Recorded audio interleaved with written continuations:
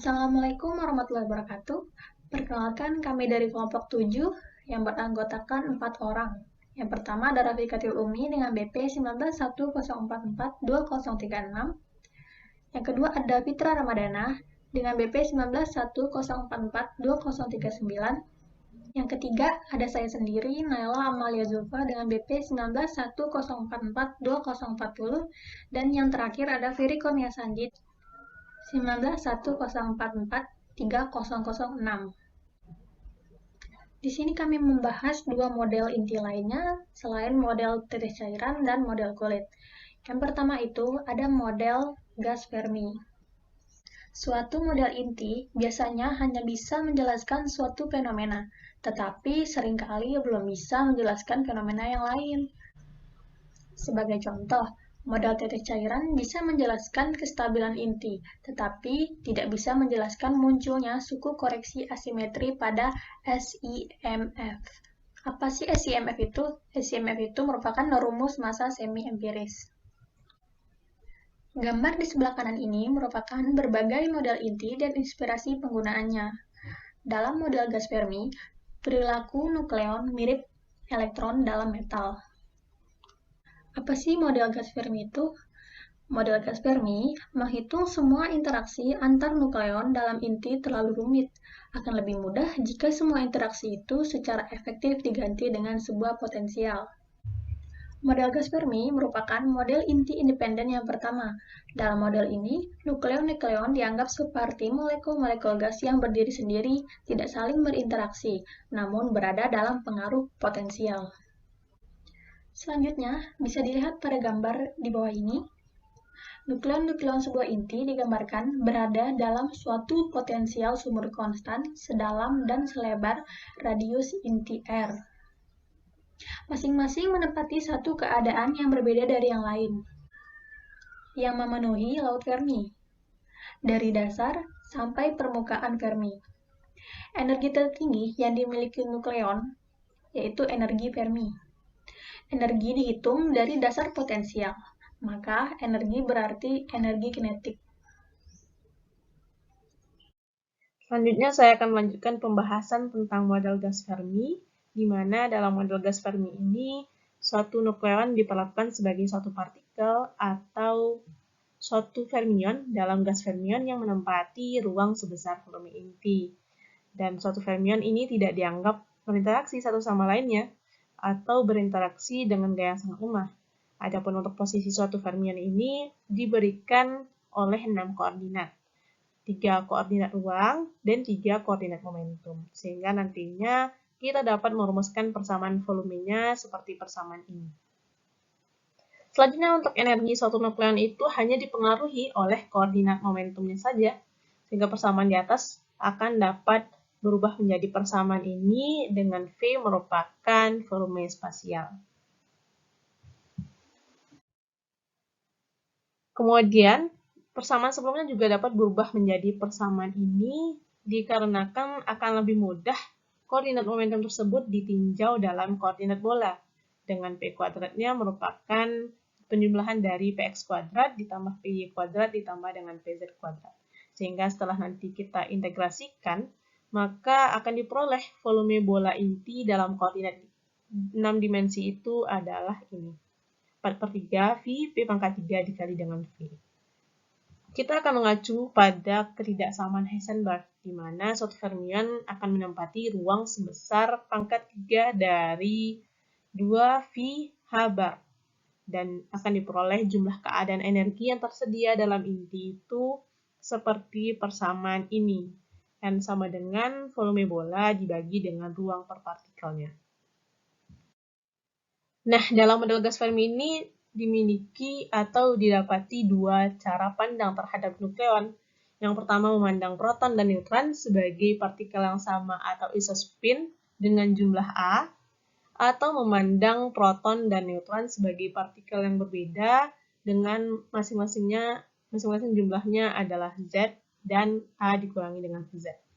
Adapun pada cara pandang isospin, tiap keadaan energi dapat terisi oleh 4 nukleon, yakni proton spin up, proton spin down, neutron spin up, dan neutron spin down. Dan dengan demikian jumlah keadaan energinya akan dapat diperoleh seperti ini. Selanjutnya, jika seluruh A nukleon ditempatkan pada keadaan energi yang ada, maka energi tertingginya dikenal sebagai energi Fermi atau EF, dengan nilai momentum tertingginya adalah momentum Fermi atau PF. Selanjutnya, dengan memanfaatkan fakta bahwa volume spasial adalah V sama dengan 43 pi R0 pangkat 3A dan N sama dengan A, maka didapatkan nilai momentum Ferminya ialah PF sama dengan H bar per 2 R0 9 kali 9 pi pangkat 1/3. Dengan memanfaatkan hubungan E sama dengan P kuadrat per 2M didapatkan EF sama dengan H bar kuadrat per 8 MR0 kuadrat kali 9 pi pangkat 2/3. Mengacu persamaan jumlah keadaan energinya, jumlah nukleon dengan energi adalah Dn sama dengan 16 pi P kuadrat V per buka kurung 2 pi H bar tutup kurung pangkat 3 dP, lalu dimasukkan nilai V tadi, sehingga didapatkan hasilnya sama dengan 4/3 pi dalam kurung R0 per H pangkat 3 kali 2M pangkat 3 per 2 AE pangkat setengah DE.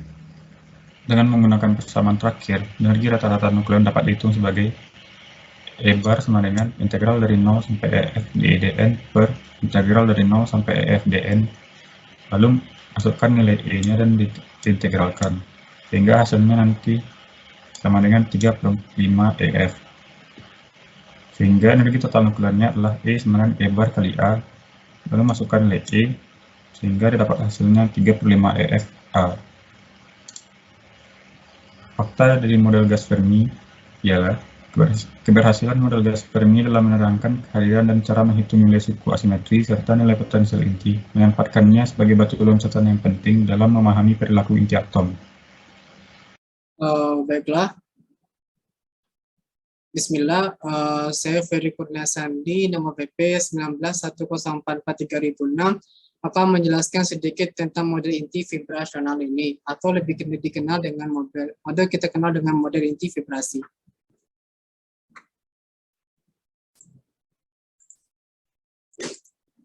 Model inti vibrasional merupakan model inti di mana keadaan inti tereksitasi, getaran terjadi ketika inti berosilasi tentang bentuk keseimbangan bola, dengan berbentuk keseimbangan bola. Getaran permukaan energi rendah dekat cangkang tutup. Bentuk eksitasi dapat diwakili ekspansi multipole seperti bentuk inti yang mendasarinya. Nah, jadi model inti vibrasi ini merupakan model inti di mana keadaan inti itu bereksitasi akibat ada getaran gitu. Jadi ketika eksitasi mengakibatkan adanya getaran yang berosilasi dan bentuknya itu seperti bola. Nah, kalau di getaran permukaan energi rendah dekat cangkang tutup tuh maksudnya ketika anggaplah ini cangkang tertutup gitu kan, ketika semakin dekat dengan cangkang tersebut, otomatis getaran permukaan energinya itu semakin rendah karena getaran energi itu berbanding terbalik dengan energi gitu. Ketika semakin keluar kulit dari menjauh dari inti kan energi yang dibutuhkan semakin besar, maka getaran permukaan energinya itu semakin kecil gitu karena berbanding terbalik. Nah, di sini ada monopol, dipol, kuadrupol, dan oktapol. Ini berbagai bentuk dari inti-inti yang berosilasi gitu. Kemudian di cara kerjanya itu inti dimasukkan ke dalam radius rata-rata, kemudian melibatkan perpindahan neto pusat massa. Jadi ketika ada dua inti seperti ini tuh pusat massanya itu dipindahkan gitu, sehingga tidak adanya hasil dari gaya nuklir. Kemudian inti yang berosilasi ini dapat diinduksi oleh medan elektromagnet yang diterapkan yaitu foton. Kemudian mode kuadrupol dan oktapol. Osilasi kuadrupol adalah mode getaran nuklir urutan yang paling rendah. Nah, dari monopol, dipol, dan kuadrupol serta oktapol ini nih modalitinya itu kuanta energi yang getaran disebut dengan fonon gitu. Jadi mungkin kita cek slide selanjutnya. Nah, model vibrasional ini dibagi menjadi dua pada slide kami gitu. Yang pertama itu fonon segi 4 dan fonon segi 8. Nah, fonon segi 4 ini memiliki 2 unit dengan paritas genap yaitu 2+. Sedangkan fonon segi 8 itu memiliki 3 unit dengan paritas 3+. 3 unit momentum sudut maksudnya ya. Kemudian tadi kan ada disinggung fonon di slide sebelumnya. Apa sih yang disebut dengan fonon tersebut? Fonon itu merupakan boson dan harus memenuhi statistik Bose-Einstein. Nah, sebelumnya kita harus tahu dulu apa itu boson. Boson itu merupakan partikel-partikel yang membentuk keadaan kuantum komposit simetrik total. Jadi dapat disimpulkan dari penjelasan tadi, kalau boson itu merupakan gabungan dari partikel dengan partikel yang lain, sehingga dia tuh membentuk keadaan kuantum komposit yang bentuknya itu simetrik jika ditotalkan. Kemudian fononnya harus memenuhi statistik Bose-Einstein, atau yang ditulis dalam slide ini, yaitu fungsi gelombang simetris keseluruhan di bawah pertukaran dua fonon. Misalnya untuk fonon kuadrupol. Misalnya untuk fonon kuadrupol itu kan keadaan dasar genap ya, jadi 0 plus, kemudian ada satu fonon jadi 2 plus, kemudian ada dua fonon menjadi 0 plus, 2 plus, dan 4 plus. Kemudian ada 3 fonon misalkan, jadi 0 plus, 2 plus, 6 plus, dan seterusnya. Dalam prakteknya ini tidak akan merosot, jadi nilainya kan akan terus bertambah. Energi eksitasi getaran tidak dapat diprediksi, tetapi kita dapat memprediksi rasionya. Hal ini sesuai karena energi eksitasi itu sebenarnya hanya bisa dihitung secara probabilistik, statistik gitu, nggak bisa secara deterministik. Selanjutnya, ini contoh eksitasi getaran. Nah, tadi kan ditambah dua fonon kan dalam keadaan awal. Jadi setelah ditambah dua fonon itu hasil akhirnya itu 4 plus gitu. Sedangkan kalau ditambah satu fonon itu hasilnya 2 plus. Dan ini maksudnya itu energi inti ya, energi eksitasinya itu untuk atom inti 118 CD. Nah, model inti vibrasional ini kan diramalkan kalau eksitasi dibagi kedua dibagi eksitasi pertama itu nilainya 2 gitu. Namun setelah diamati eksitasi kedua dibagi eksitasi pertama itu nilainya 2,4. Nilainya berbeda namun tidak terlalu jauh gitu perbedaannya gitu, masih presisi.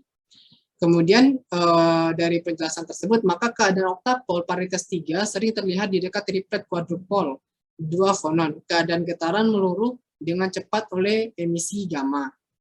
Nah, jadi keadaan oktapol untuk paritas 3 itu sering terlihat di dekat triplet keadaan kuadrupol yang memiliki 2 fonon. Artinya yang telah ditambah 2 fonon dari keadaan awal untuk osilasi atau interaksi inti yang osilasi dengan kuadrupol gitu.